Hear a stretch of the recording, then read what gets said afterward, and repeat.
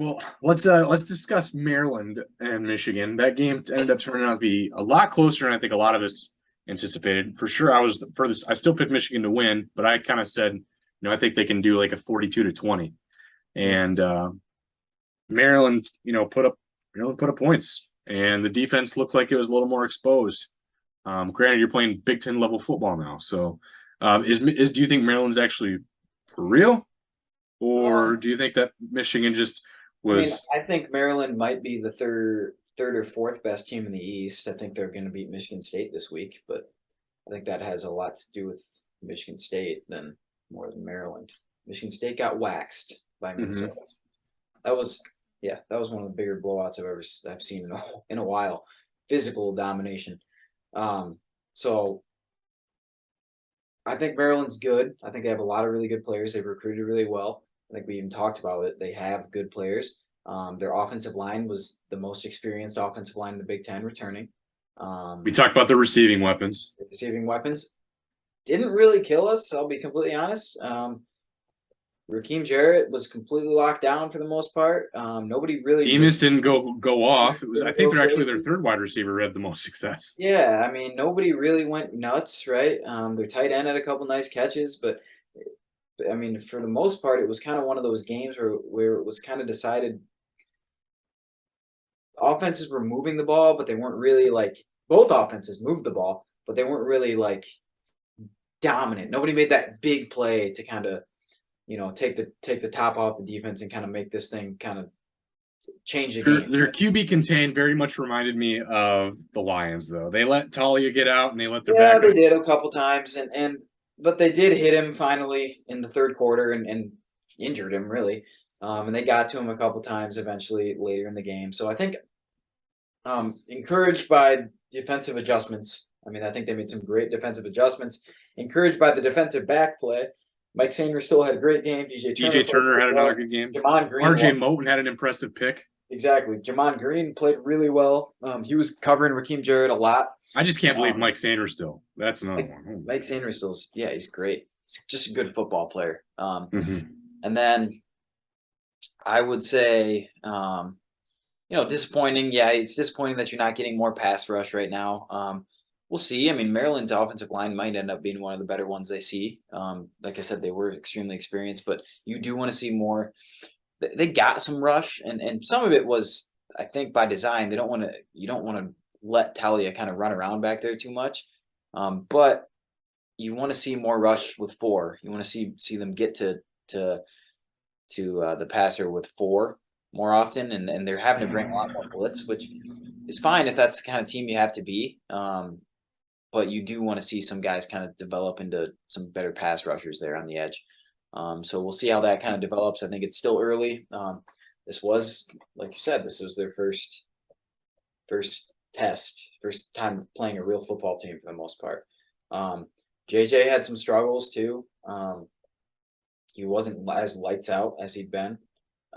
So I don't necessarily look at that as a concern. I think he adjusted as well, and the offense overall adjusted. Um, and he played really well in the third quarter, especially mid to late third quarter, and kind of figured some things out.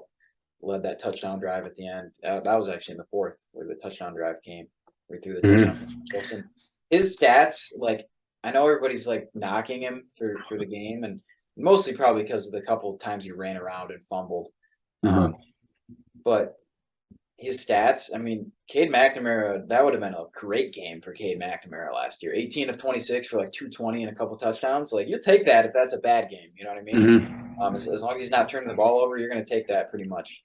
Um, it's just, you worry about it because next week, Iowa's defense is really, really good.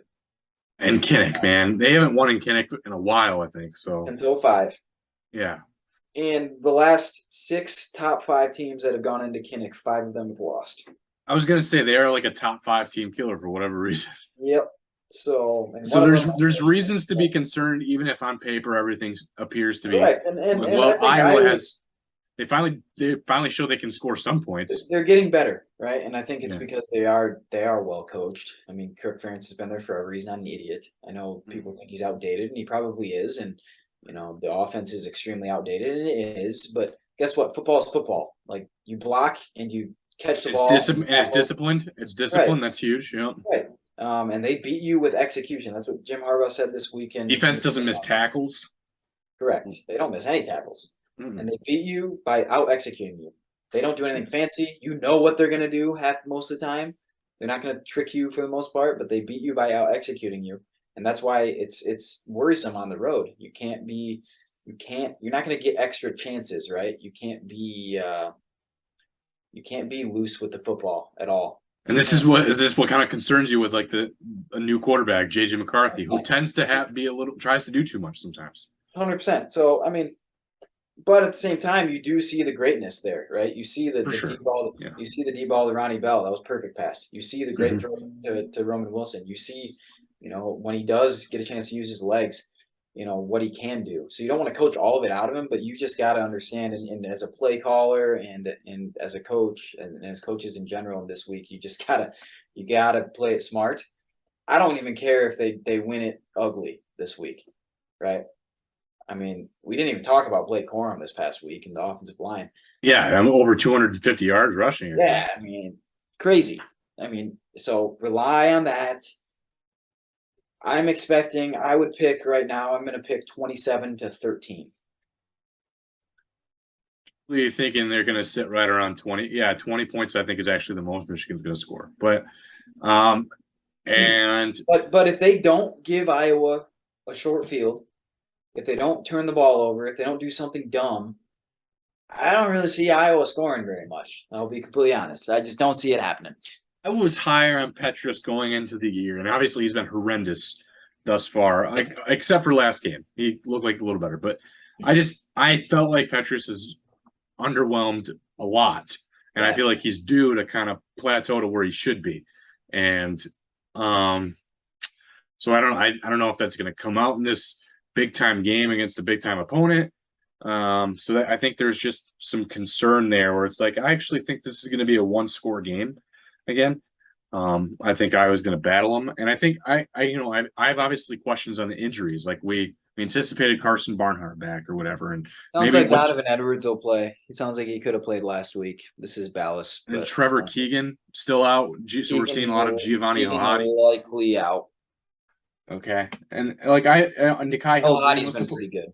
So Nikai Hill Green was supposed to play. I didn't see him. Nikai Hill Green probably out still. Sounds like it's a long-term hamstring thing, so we'll see.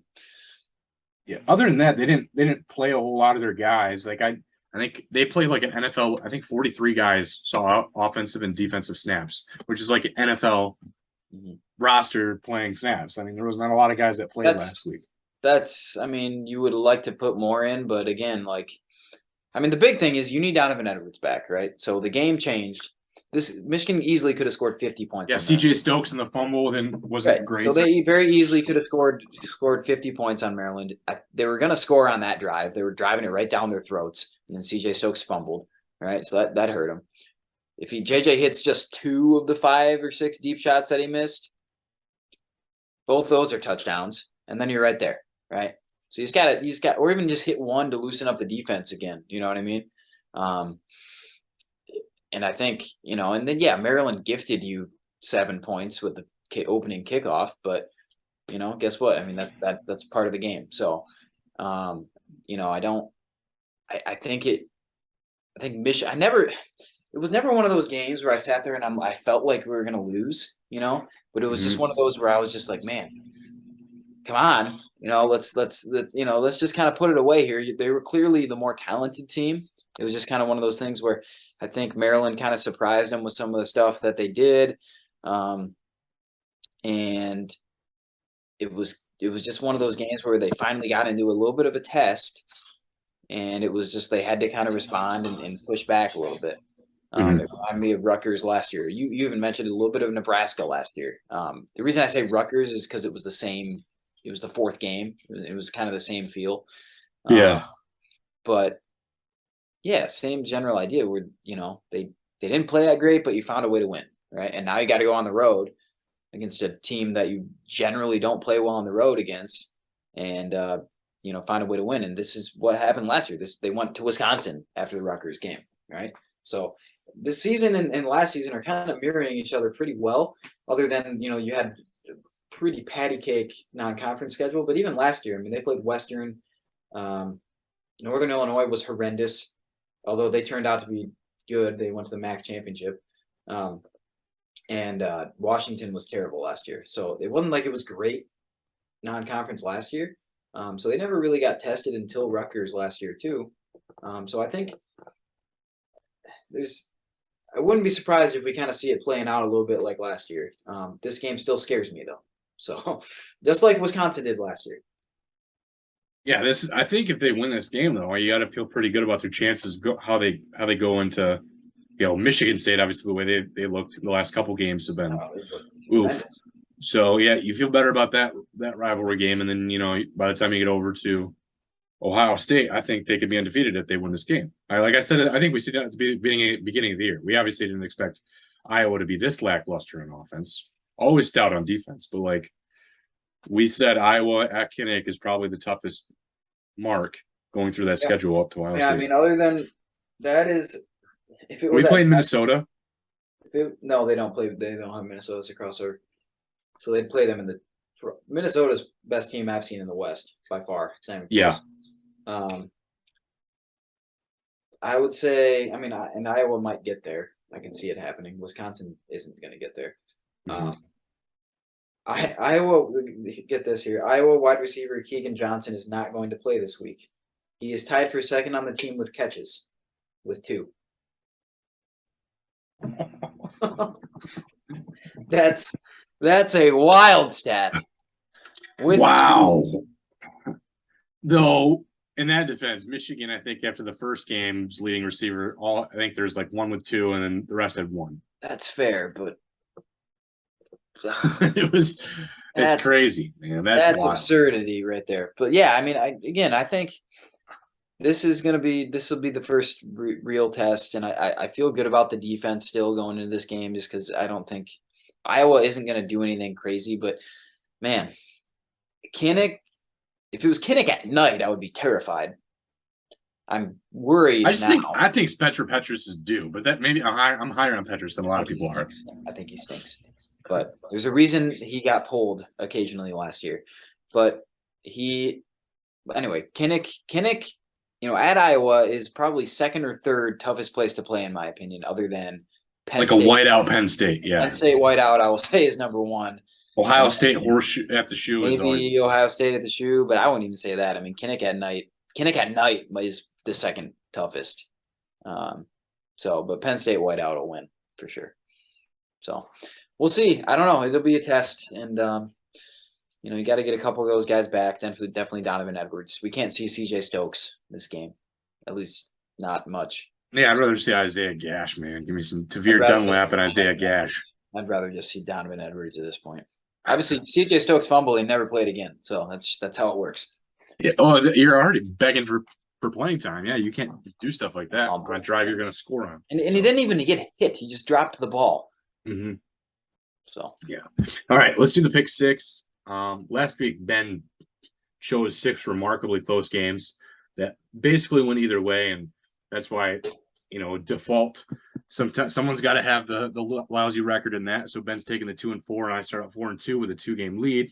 I'll take that cushion. Ben's picking another 6 solid games this week, 3 for college football and 3 more NFL.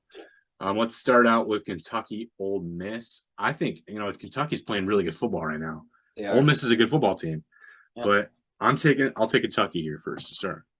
We can be different here. I'll take Ole Miss. I think they're a 3-point favorite. I like Jackson Dart. Kentucky is playing good football.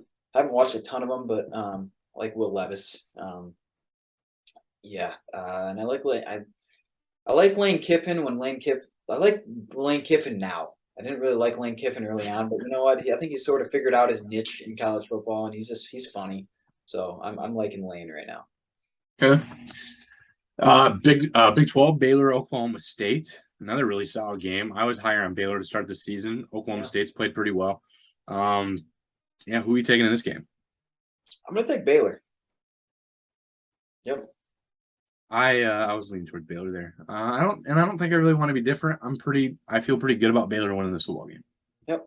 I don't love. I mean, Spencer Sanders has some talent. He can run. Certainly, he's Mhm. got a big arm, but I don't know. He's a little loosey goosey with the ball. So I like Baylor. NC State versus Clemson in an ACC battle. We had Clemson last week with a Wake Forest shootout. That was a fun game to watch. Mm-hmm. And they didn't let me down last week. I'm going to take Clemson again this week. Oh man, I want to be different here. And I don't like Clemson that much. I'm gonna take NC State. Where's the game? I Hold don't. on. Yeah, I'm not sure. I kind of just typed it in order. You said it. You said NC State versus I Clemson, so know. I was Let kind me of assuming see. Clemson.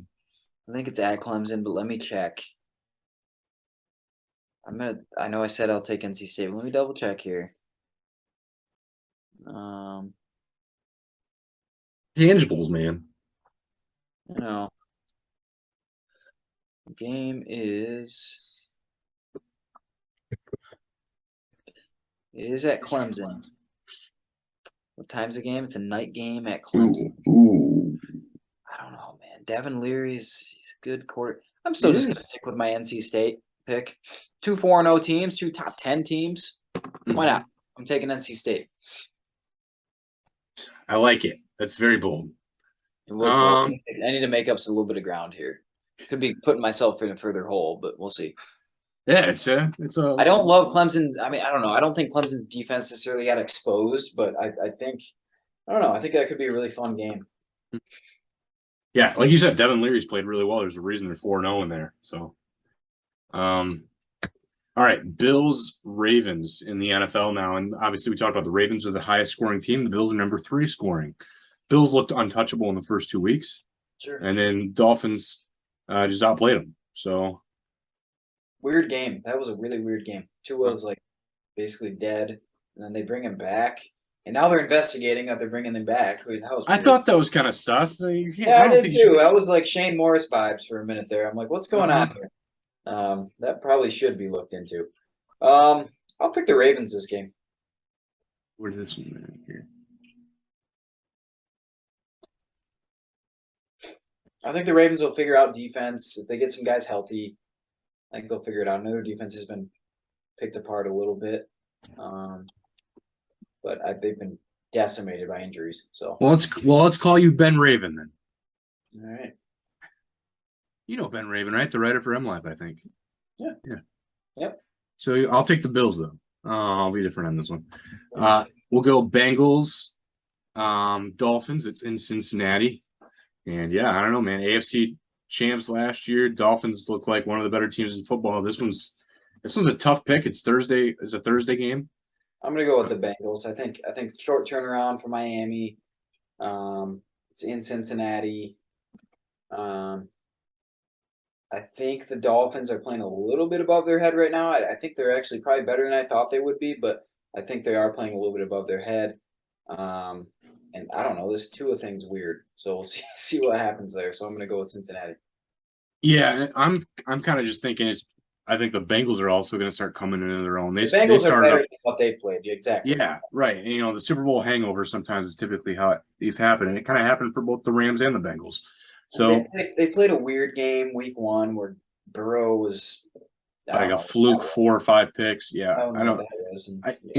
Burrow's still sticking it out as my fantasy quarterback, so I'm going to be rooting for him in this one. So I'll take the Bengals. I'll match you on this one. All right. Let's finish it out here with the Chiefs Bucks. Obviously the Bucks played a good game last week too against the Packers. So 2 games in a row where they've got stiff competition. Yeah, the defense is good. Chiefs lost last week too. Yeah, and that was a horribly boring game to be going to a Chiefs game at. I was not gonna lie, it was just a lot of good goal line defense for both teams, and it was just a defensive battle. Jonathan Taylor started out that game averaging like 1.5 yards a carry. I was just like, that was extremely boring. I guarantee you, it is not as boring as the game I went to at Lucas Oil, though. It was. Did you go there at the time? It was the winless Colts against the Texans with T.J. Yates at quarterback. This sounds like 2000. This is the year before Andrew Luck. The year before. Yeah, it says 2011, right? That's 2011. Talk about the most boring game. It ended up being the Colts won, So it was like they won 2 games that whole year.